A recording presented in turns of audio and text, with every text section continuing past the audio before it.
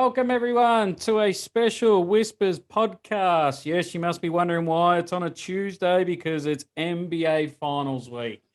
So I thought, is punting involved? We've got to chuck up a podcast, and I found Mr. Right in Nick. How are you, Nick? Samuel, how are you, mate? Yep, very, very good. They used to call me One Take Sam, but now it's Two Take Sam. This feels like our third because our practice run was I thought that was a podcast, and then we had some technical difficulties on the last format. So third time could be a charm. We'll see how we go. Yeah, hopefully this one works better. Reason I got Nick on, guys, he loves his NBA. He is very knowledgeable in his NBA, and more importantly, he likes to punt on the NBA. And there's been some really good SGM multis and multis forum, so that's why I thought I'd have you on, Nick. Thank you. I'll do my best to provide some value where we can. We definitely will. We'll preview the NBA Final Series, especially Game 1. Boston Celtics v. the GSW Golden State Warriors. We will run through why not the Giants. No, not the Giants. We'll run through the lead-ups, why they can and can't win. Last time they met, the two games this year or this season, matchups, game one and recommended bets, series MVP, and our $50 strategy at the end. At the start of the year, Nick, did you have these two sides contending for the finals, let alone making the finals, or even one? Okay, so definitely didn't have Boston in there at all. And they started really poorly as well, which kind of validated that thought at the start of the year.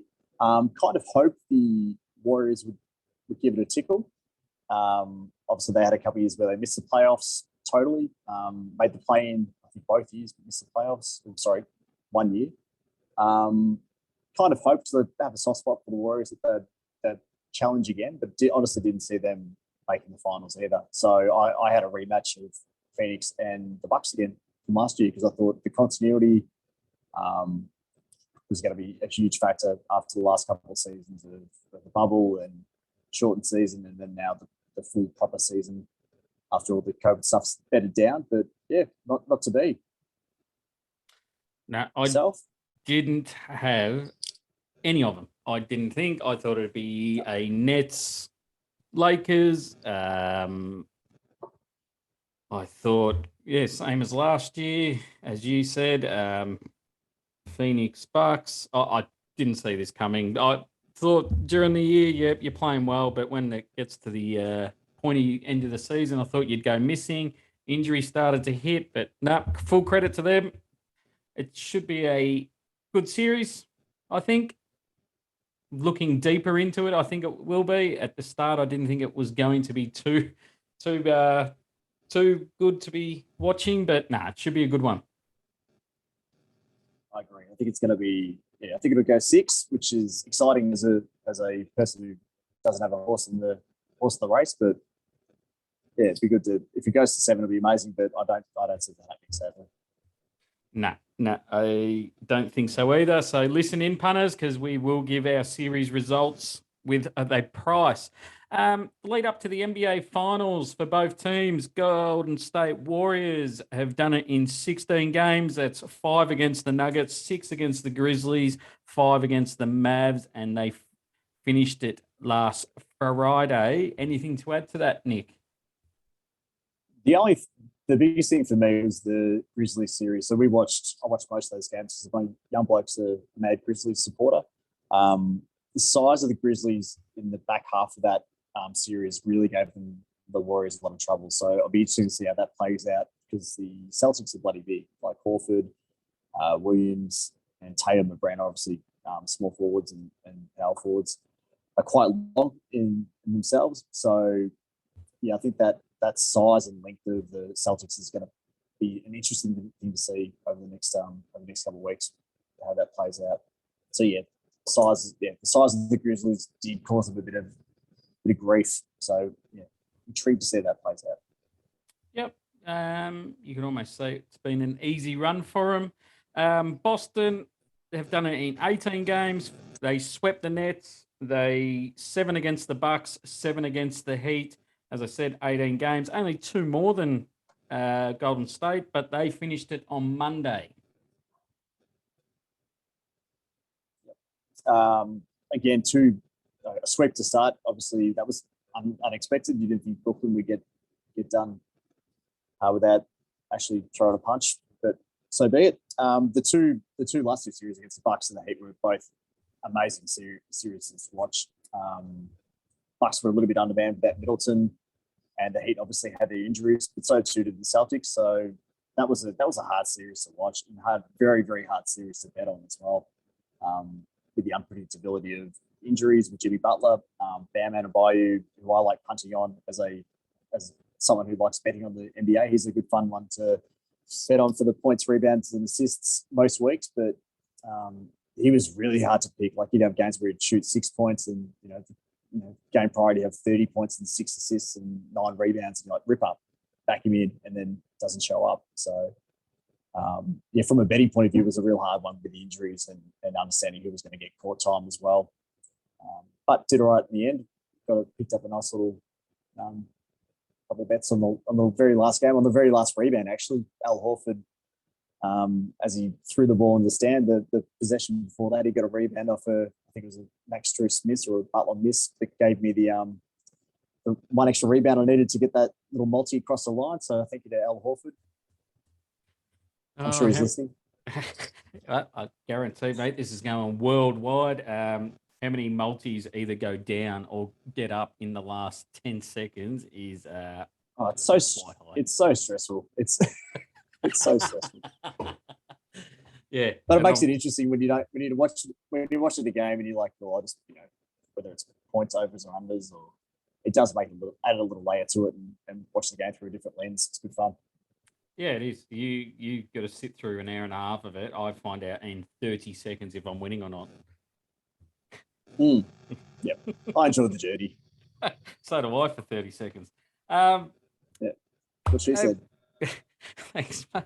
A pointless stat when we're talking about Miami, as I found on someone on Instagram. Past 3 seasons, the team that has eliminated Jimmy Butler has gone on to win the NBA Finals. So if you think it's a good stat or a pointless stat, there's one for you, punters.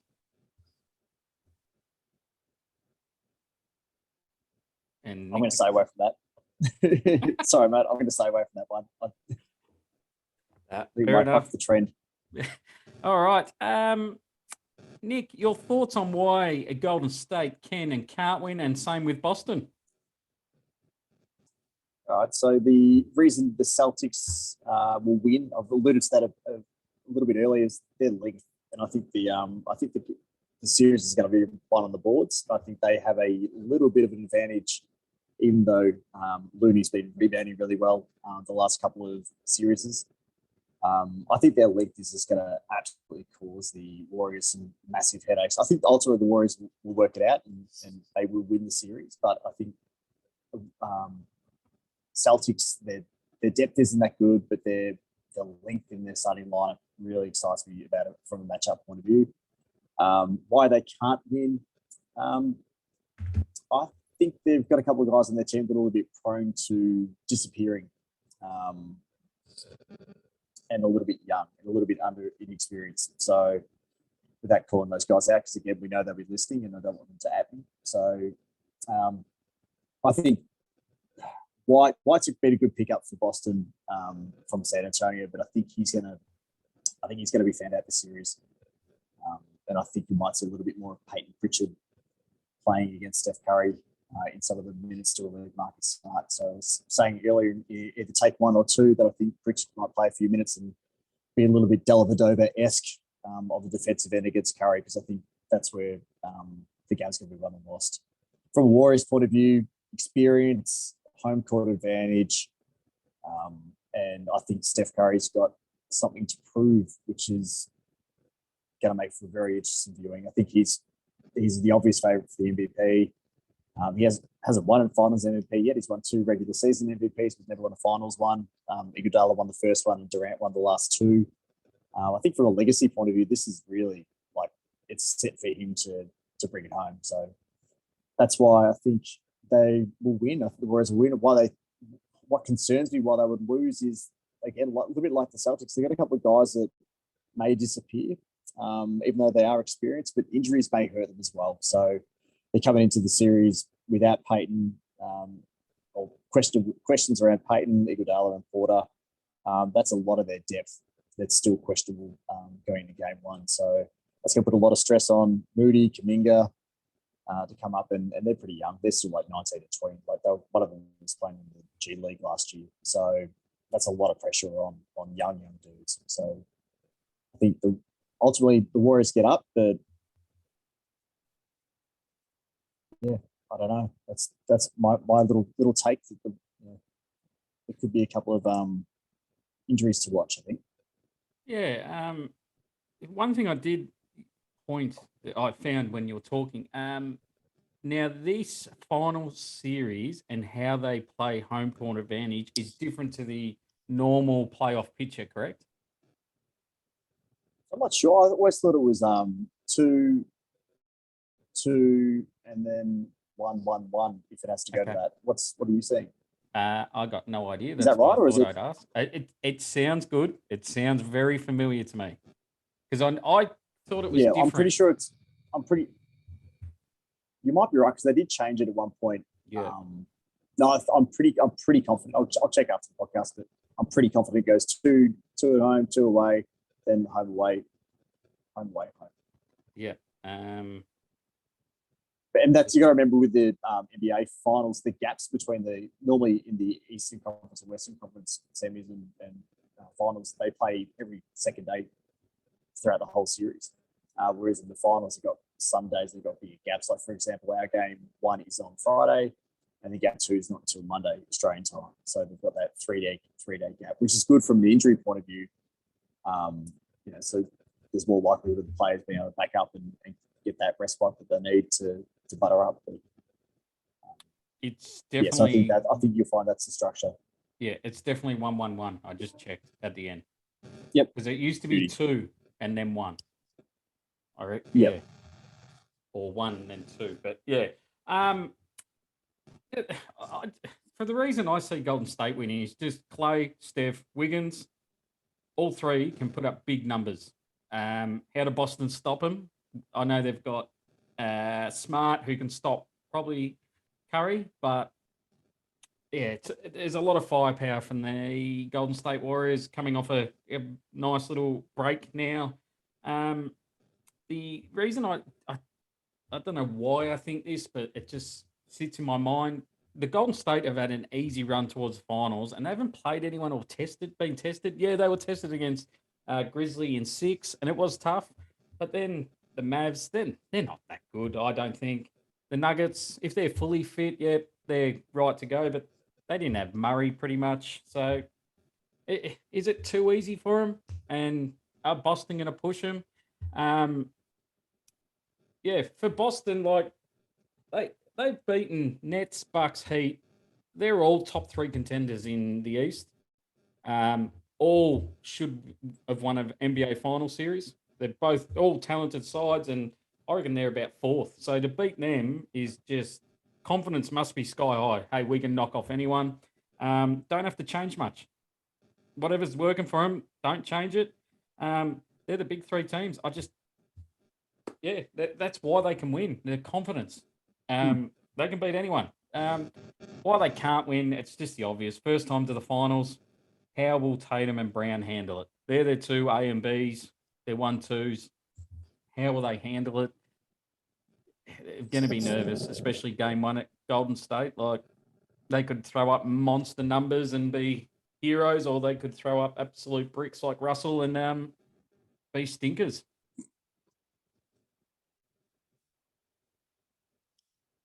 I agree. I think that's the.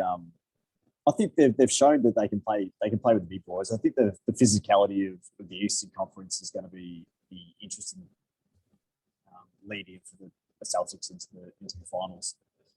That they've had some very, very physical series going up against Giannis, going up against obviously Durant, and isn't as physical as Giannis, but then you've got the Heat of one of the more physical teams both on both ends of the ball, like even drawing offensive fouls or the way they play defense. It's going to be brutal. It has been a brutal run, but they're going to see different looks on both ends of the ball or both sides of the ball that I don't think we've seen yet. Yeah, yep. Well, that leads us into the last time they met, the two games. The first game they played was December in 2021. It was at Boston. Golden State won by 4, 111 to 107. Main thing I took out of it was no Klay Thompson. Anything to add from that one, Nick? No, I don't take too much out of the regular season matchups, to be honest. Oh, boo. Without shooting you down in flames. Yeah. The only thing I looked at was the over-unders. But, yeah. No, I haven't got too much to add on that one, mate. Yeah. Well, this is going well, listeners. This is great. Nick shot me down. March 22nd. Straight back. Yeah. Don't know if I should ask you about this game, but March 20 on 2022. Yeah. March 2022. At Golden State Warriors, Boston Celtics 110 to Golden State Warriors 88. Now, in that game, no Wiggins. Curry only played 14 minutes and was injured, and they shot 22% from the 3-point line. So I think you can't look at that too much with the injuries they've had. Yes, good win by Boston away, but that's a lot of scoring power missing right there. Nick. Agree. No more to add. Yep. Okay. Maybe I should have run that by you. I can't see them shooting 22% in any of the games coming up. Yep. Unless they, channel their issues to Rockets from a few years back, but that won't happen. I dare say. Matchups. Anything you want to put in the matchups, mate, or talk about? So it kind of leads into my MVP betting, but I think the Curry Smart matchup is going to be the best viewing of the whole series. Closely followed by Tatum and Wiggins, but matchup wise, I've mentioned before, the length of the Celtics is exciting, but I think their depth is a major concern. When you start talking Neesmith and Theis and stuff like that, mixing it up with Bielitsa and Moody, Kuminga, Toscano, Anderson, I think the Warriors, even though they don't go, they probably go a little bit deeper during the games, but I think foul trouble, injuries, depth, I think the matchup wise, even though the Warriors are a little bit older, I think that with who they've got potentially coming in with Peyton, Iguodala, and Porter back into the team, I like their depth big time over the Celtics. What are your thoughts, Samuel?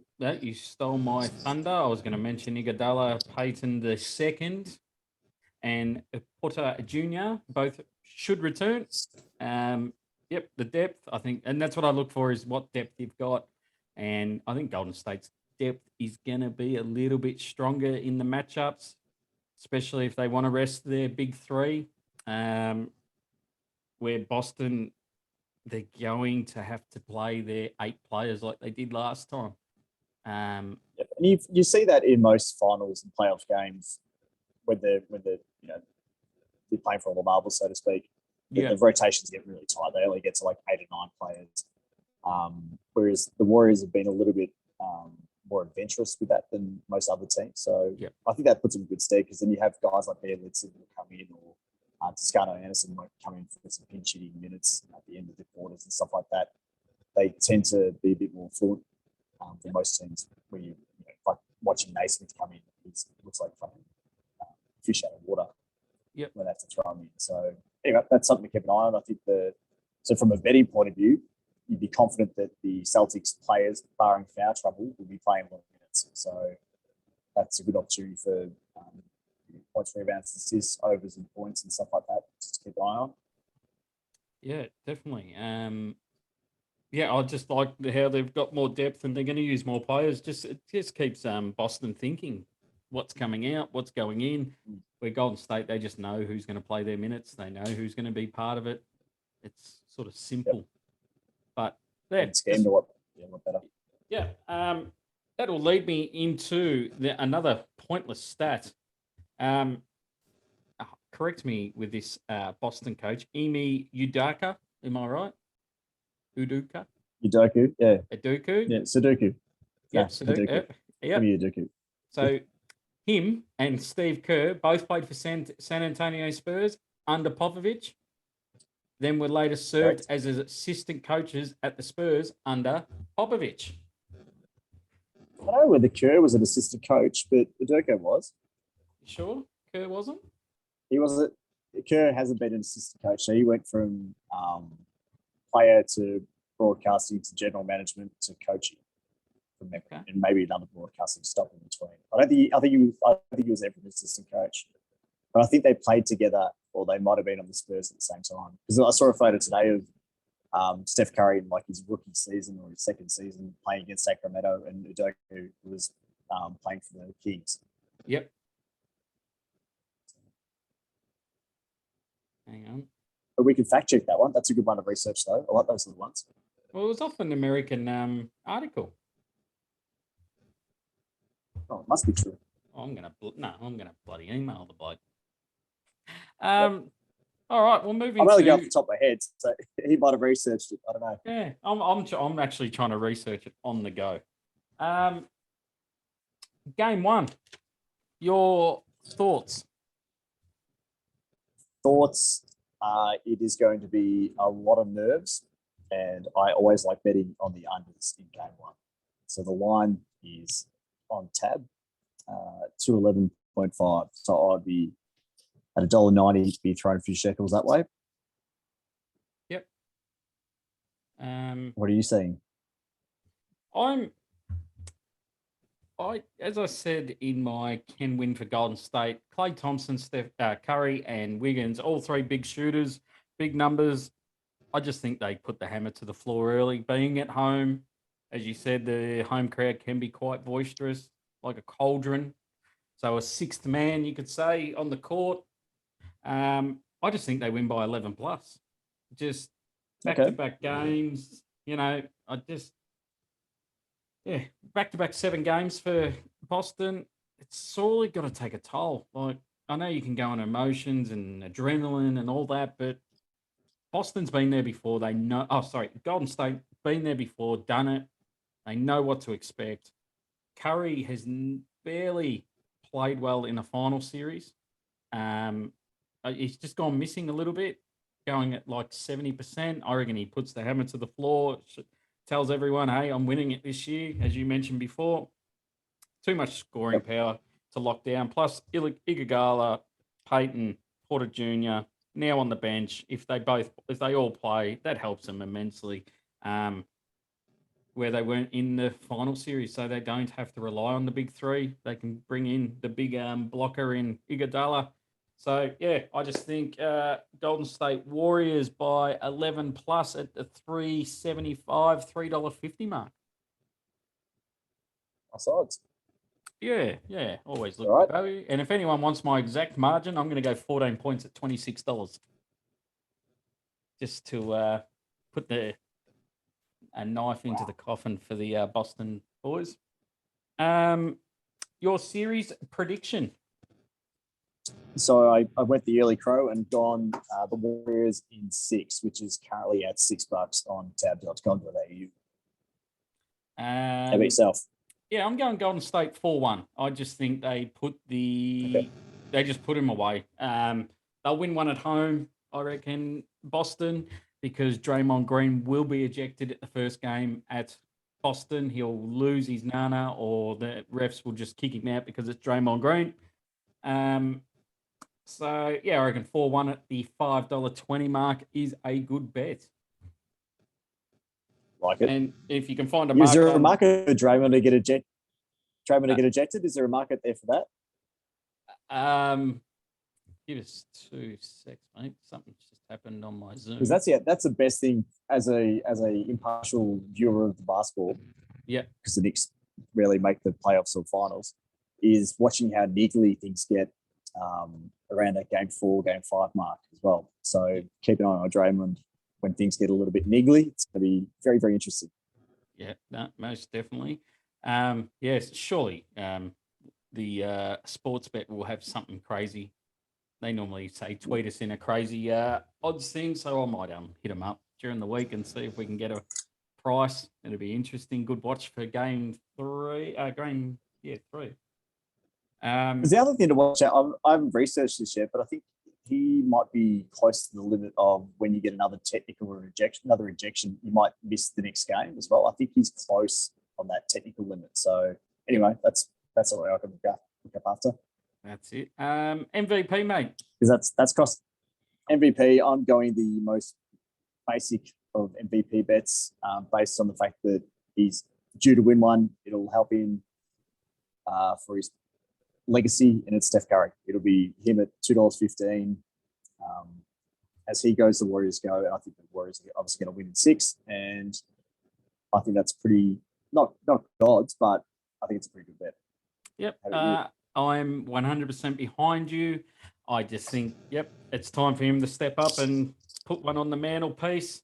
But I'm going to have something small at someone at $41 in Wiggins, just in case Curry doesn't turn up, goes missing like the previous ones, and he can put up some big numbers.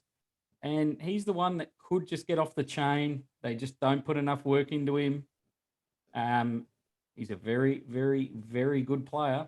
So at $41, I'm going to have something small on him just in case. Because also his biggest impact is going to be on the defensive end. He'll be the Tatum matchup for the whole series. I can't see that changing at all. So if he can put some offensive numbers up as well, it's not a bad little bet, mate. At $41, the former number 1 pick, as I like to former say, rookie of the year. We'll be going to Sizzler when that lobs. Woo-hoo. All right, at the end, $50 betting strategy. What are you going to do with your $50, Nick? My $50, I might sit pat for the first game and see how this one plays out. But Rob Williams, the big brute of a setter for the Celtics, if he can make it through game 1 and not get injured, I'll be keeping an eye on him to block a few shots in the second game. At the moment for game 1, he's at $1.68 to get more than 2 blocks. I think he will absolutely look like a volleyballer out there against the Warriors. So I reckon he might get a few nice little swats into the crowd, and the way he throws himself around, I'll be looking at that as a little bit of a multi-starter, and also him for rebounds as well. I don't think Looney's going to be hitting the boards as hard as what he did the last 2 series against the Mavs and the Grizzlies. So I think Williams for blocks and Williams for boards is a little bit of a value play if you multi him up properly. Same game multi. And yourself? Same game multi. Yep, there it is, punters. $50 betting strategy for me is going to be very easy. This MVP votes, they just look for the best player. It's always the best player from NFL. It's always the best players from NBA. Yes, Iguodala won it a couple of years ago, but it's always the best player. And the best player is Curry at $2.15. Just sit and enjoy, especially if it's a 4-1 series. It is Curry all the way. If it goes 6-7 games, that's where it could be Wiggins or someone left field. But with 4-1, my prediction, it will be Curry at $2.15. Now, that's the end of the show, guys. We might do one if it goes to Game 7. We might preview it because it's obviously going to be close. But, Nick, I really thank you for coming on board and giving us your thoughts. No worries. Hopefully there's a little bit of value out there. We'll know more in the next week or so how it all plays out. But good luck to everyone who's having a punt. Yeah, no, definitely. Gamble responsibly, but more important, gamble to fucking clean up. That is my say. But no, thank you for listening, guys. Hopefully you got something out of it. We definitely did. And more importantly, hopefully your team wins. Both of our sides aren't in it, but that's a different story. But no, thank you all and have the lottery. Well, might have to do a podcast on the lottery. But anyway, Thank you all, and I hope you have a great NBA final series.